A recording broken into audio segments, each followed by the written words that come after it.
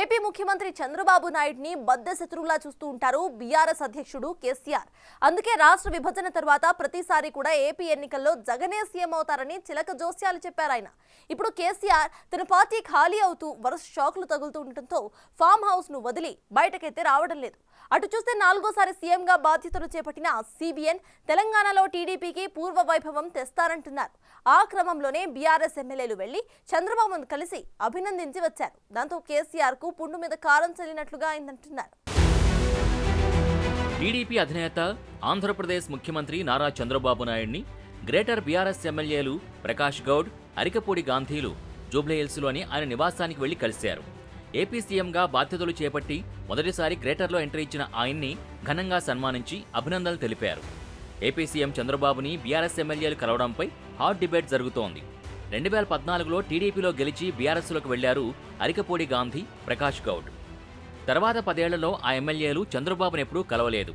దాంతో కేసీఆర్కు చెప్పే చంద్రబాబుతో గాంధీ, ప్రకాష్ గౌడ్ భేటీ అయ్యారా? కేసీఆర్కు చెప్పేదేంటని చంద్రబాబుని కలిశారా అన్న చర్చ మొదలైంది. ఈ మధ్య వలసల దెబ్బతో బీఆర్ఎస్ ఖాళీ అవుతుండటంతో గ్రేటర్ బీఆర్ఎస్ ఎమ్మెల్యే కేటీఆర్ ఆదేశాల్ని పెద్దగా లెక్క చేయడం లేదు.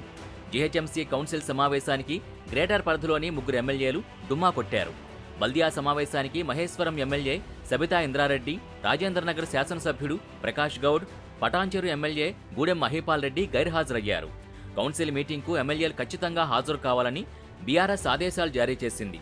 అధిష్టానం ఆదేశాల్ని ఆ 3 ఎమ్మెల్యేలు లైట్ తీసుకున్నారు. దాంతో వారంతా పార్టీ మారతారని ఇప్పటికే ప్రచారం జరుగుతోంది. ఇలాంటి తరుణంలో 2 ఎమ్మెల్యేలు చంద్రబాబుని కలవడంపై ఆసక్తికర చర్చలు మొదలయ్యాయి. ఇప్పటికే రేవంత్ రెడ్డి సర్కార్ అధికారంలోకి వచ్చినప్పటి నుంచి బీఆర్ఎస్ ఎమ్మెల్యేలు వరుసగా కాంగ్రెస్ పార్టీలో చేరుతూ రాజకీయ పరిణామాల్ని పూర్తిగా మార్చేస్తున్నారు. తాజాగా ప్రకాష్ గౌడ్, అరికపూడి గాంధీలు చంద్రబాబుని కలిసి అభినందనలు తెలిపారు. తర్వాత తెలంగాణలో ప్రస్తుతం నెలకొన్న రాజకీయ పరిణామాలపై చంద్రబాబుతో బీఆర్ఎస్ ఎమ్మెల్యేలు సుదీర్ఘంగా చర్చించినట్టు తెలుస్తోంది. ప్రస్తుతం గ్రేటర్ పరిధిలో గెలిచిన బీఆర్ఎస్ ఎమ్మెల్యేల్లో అత్యధికులు గతంలో చంద్రబాబు నేతృత్వంలో పనిచేసిన టీడీపీ నేతలే కావడం గమనార్హం.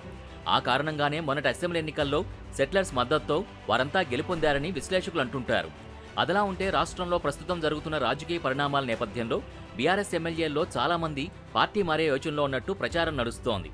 బీఆర్ఎస్ పరిస్థితి అగమ్యగోచరంగా మారుతున్న నేపథ్యంలో ఇప్పటికే 7 గులాబీ ఎమ్మెల్యేలు కాంగ్రెస్ కండువా కప్పుకోగా మిగిలిన వారిలోనూ చాలామంది అవకాశం కోసం ఎదురుచూస్తున్నారు.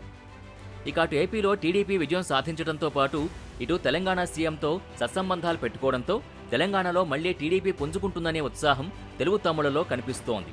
ఈ క్రమంలో ప్రస్తుతం బీఆర్ఎస్ ఎమ్మెల్యేలుగా ఉన్న మాజీ టీడీపీ నేతలు మళ్లీ సొంత గూటికి చేరుకునే అవకాశం కూడా ఉందన్న అభిప్రాయం వ్యక్తమవుతోంది. ఈ క్రమంలోనే 2 తెలుగు రాష్ట్రాల మధ్య అపరిష్కృతంగా ఉన్న విభజన హామీల పరిష్కారం కోసం తెలంగాణ సీఎం రేవంత్ రెడ్డితో భేటీ అయ్యేందుకు వచ్చిన ఏపీ సీఎం చంద్రబాబు నాయుడు ఎన్టీఆర్ భవన్కు వెళ్లారు. అక్కడ పార్టీ శ్రేణులతో జరిగిన మీటింగ్లో తెలంగాణలో టీడీపీకి పూర్వవైభవం తీసుకొస్తామని ప్రకటించారు.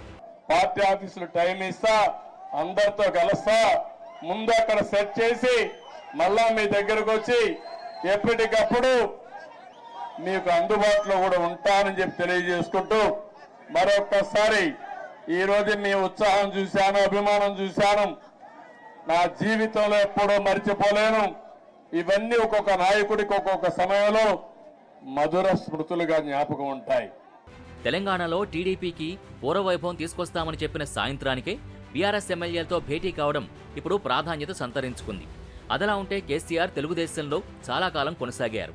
1999లో గెలిచినప్పుడు చంద్రబాబు ఆయనకు డిప్యూటీ స్పీకర్ పదవి ఆఫర్ చేశారు. అయితే మంత్రి పదవి ఆశించిన కేసీఆర్ పార్టీ నుంచి బయటకొచ్చి టీఆర్ఎస్ పెట్టుకున్నారు. అప్పట్నుంచి ఆయన చంద్రబాబుని శత్రువులా చూస్తుంటారన్న ప్రచారం ఉంది. 2009లో టీడీపీతో పొత్తు పెట్టుకున్నప్పటికీ చంద్రబాబుని ద్వేషిస్తూనే ఉంటారంటారు. దానికి తగ్గట్టే 2014 ఎన్నికల్లో పోలింగ్ ముగియగానే చంద్రబాబుపై తన అక్కస్సు వెళ్లగక్కారు. పోలింగ్ ముగిసిందో లేదో మీడియా ముందుకొచ్చిన కేసీఆర్ తెలంగాణలో తాను, ఏపీలో జగన్ సీఎంగా బాధ్యతలు చేపట్టబోతున్నామని ఘనంగా ప్రకటించారు. ఇటీవల ఎన్నికల్లో కూడా అదే అభిప్రాయం వ్యక్తం చేశారు. అలాంటి ఆయన ఇప్పుడు తన పార్టీ ఎమ్మెల్యేలు వెళ్లి చంద్రబాబుని కలవడంతో తీవ్ర అసహనంతో ఉన్నారట. అరికపూడి గాంధీ, ప్రకాష్ గౌడ్ కదలికలపై ఆరా తీస్తున్నారట. అసలే సగం చచ్చిన పార్టీపై బెంగ పెట్టుకున్న ఆయనకు ఈ ఎపిసోడ్ పుండు మీద కారం రాసినట్టు తయారైందని అంటున్నారు. For more videos like this, subscribe Big TV channel.